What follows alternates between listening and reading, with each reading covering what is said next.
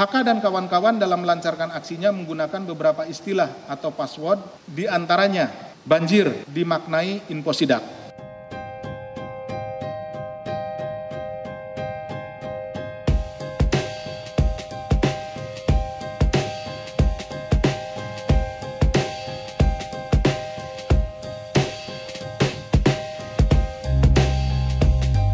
HK dan kawan-kawan dalam melancarkan aksinya menggunakan beberapa istilah atau password, di antaranya banjir dimaknai info sidak. Jadi kalau ada disampaikan banjir, karena ada banjir, oh itu berarti mau ada sidak.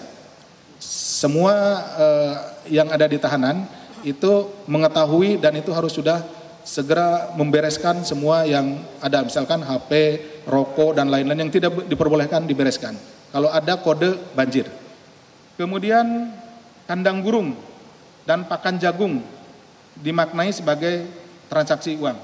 Jadi pakan burungnya mana? Belum sampai gitu, belum ada. Oh berarti dia iurannya belum sampai, belum ada seperti itu. Kemudian botol dimaknai sebagai handphone dan uang tunai. Misalkan botolnya mana gitu. Nah ini uang tunai itu. Jadi menggunakan istilah-istilah yang memang itu diciptakan oleh mereka sendiri dan hanya diketahui di antara mereka.